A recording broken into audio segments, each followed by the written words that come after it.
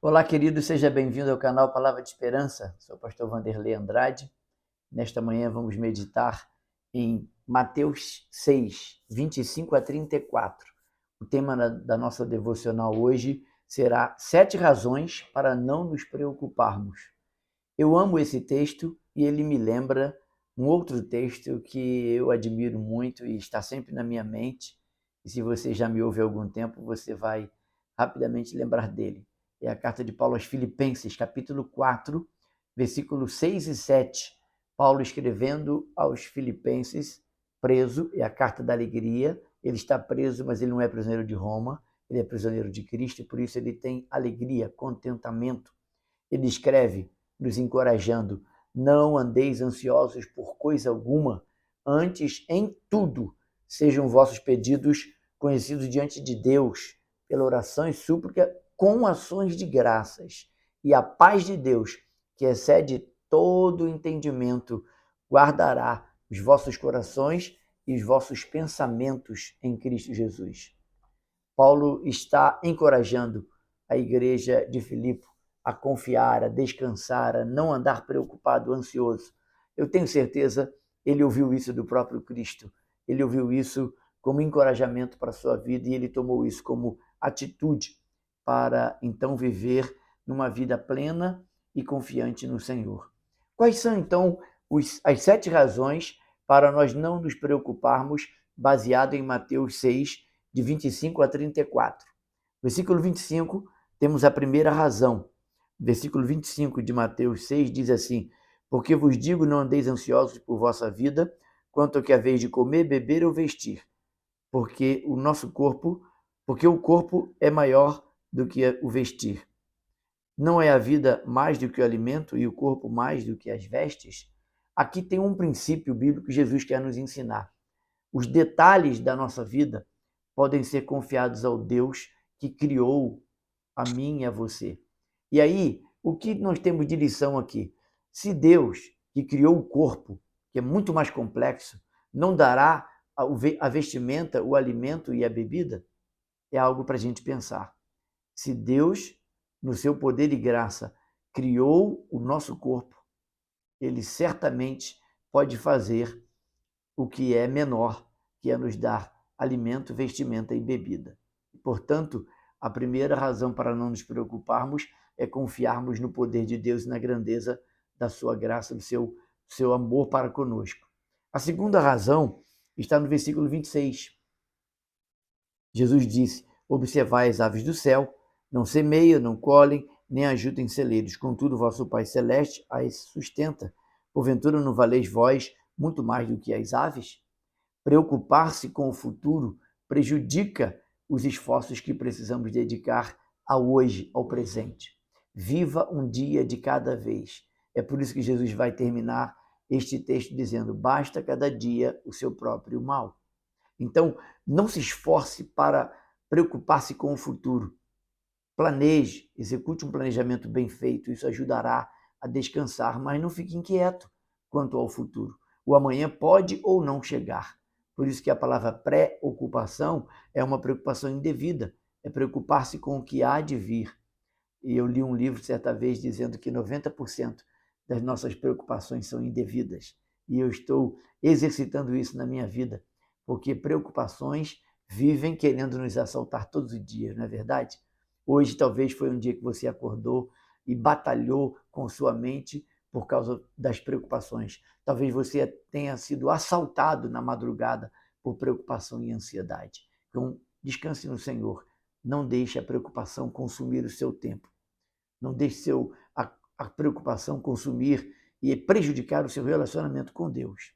A terceira razão está no versículo 27. Qual de vós, por ansioso que esteja, pode acrescentar um côvado ao curso da sua vida? Preocupar-se é mais prejudicial do que útil.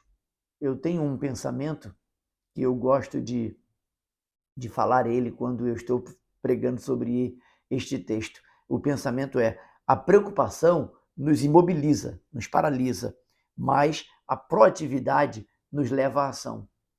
Não adianta eu ficar parado diante da preocupação. Se eu ficar preocupado demasiadamente, eu vou paralisar as minhas ações. Então, eu olho a preocupação, eu vejo o problema, mas eu não permito que a ansiedade e a preocupação me paralise. Eu oro a Deus, então vá buscar ao Senhor. Ele sempre tem uma resposta. As preocupações são indevidas porque nosso Deus, ele é sempre maior que as nossas preocupações. E a quarta razão está no versículo 28 a 30. Por que eu não devo me preocupar e estar ansioso com o meu futuro? Versículo 28 a 30, Jesus diz assim: E por que andais ansiosos quanto ao vestuário? Considerai como crescem os lírios do campo, eles não trabalham nem fiam. Eu, contudo, vos afirmo que nem Salomão, em toda a sua glória, se vestiu como qualquer deles. Ora, se Deus veste assim a erva do campo, que hoje existe e amanhã é lançada no forno, quanto mais a vós, outros homens de pequena fé. Então, a quarta razão pela qual eu e você não devemos nos preocupar ou deixar a preocupação nos assaltar é que Deus não ignora aqueles que confiam nele. Se você está confiando em Deus, o resultado da confiança em Deus é descanso interno. Por isso, Paulo, escrevendo aos Filipenses, diz que nós devemos não andar preocupado, ansioso por coisa alguma. Antes, devemos estar em oração e súplica com ações de graças. O segredo de viver contente em toda e qualquer situação é agradecer a Deus, mesmo quando o dia não foi tão bom ou como você havia planejado. Se Deus não deixou as coisas acontecerem como você havia planejado, não tem problema, descanse. Ele está nos ensinando algo. Ele quer falar algo comigo e com você. E a gente precisa aprender diante das encruzilhadas, diante dos desafios que nos cercam. E a quinta razão pela qual não devo me preocupar ou ficar ansioso está no versículo... a sexta razão está no versículo 33.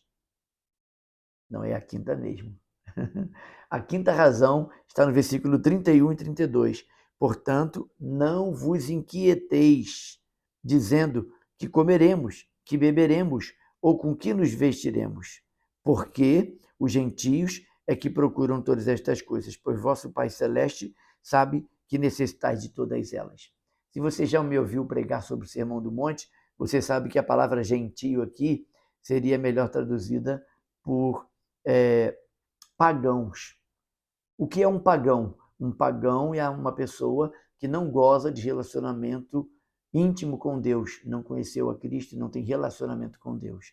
Então, a melhor tradução aqui, porque os pagãos, versículo 32, é que procuram todas estas coisas. Então, não permita que a preocupação roube sua fé, que a preocupação lance dúvidas no seu coração quanto ao caráter de Deus. A sexta e penúltima razão pela qual não devo me preocupar está no versículo 33.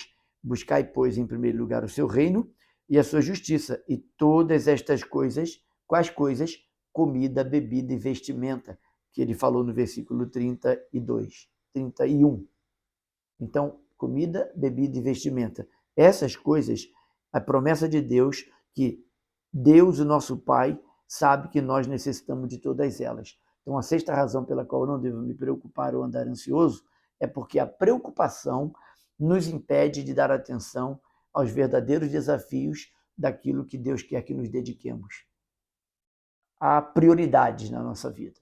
E a prioridade hoje e sempre não é estar ansioso e preocupado, é confiar no Senhor. Quando eu estou preocupado, a preocupação é um sinal de que eu estou confiando na pessoa errada. Se você estiver confiando em Deus, a preocupação não vai te assaltar. A preocupação não será ladrão de alegria na sua vida. Quando a gente estuda Filipenses, capítulo 4, tem um ladrão de alegria. O ladrão de alegria de Filipenses 4 é a preocupação ou ansiedade. E há uma mente para combater esse ladrão de alegria. A mente é uma mente confiante, é uma mente equilibrada, uma mente firme, constante, serena em Deus e nas suas promessas. Sétima e última razão pela qual eu e você não devemos nos preocupar e andar ansioso está no versículo 34. Portanto, não vos inquieteis com o dia de amanhã, pois o amanhã trará os seus cuidados. Basta ao dia o seu próprio mal.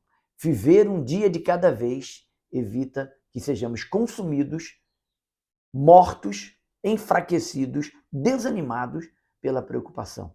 O desânimo é a grande cilada do diabo. Ele quer paralisar você e ele vai usar o desânimo. Ele vai fazer você focar nas preocupações e não nas promessas de Deus.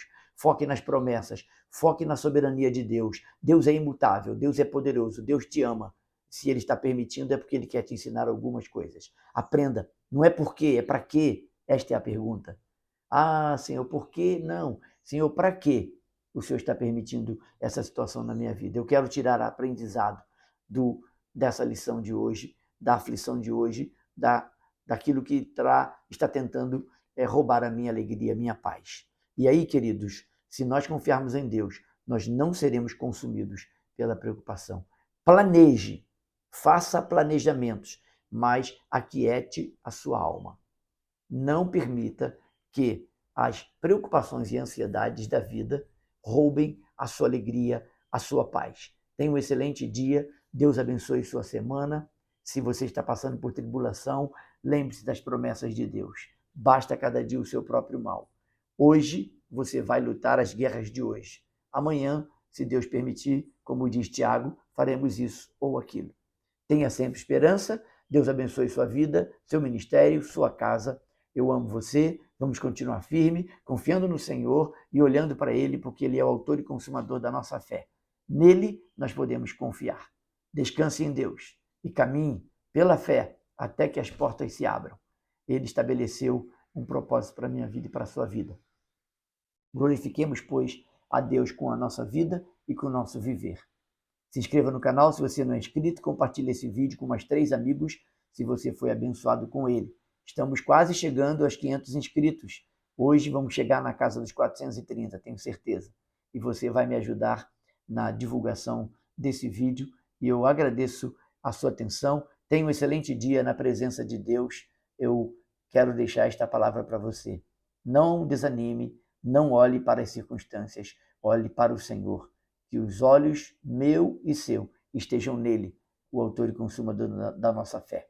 Forte abraço, até amanhã, se Deus permitir.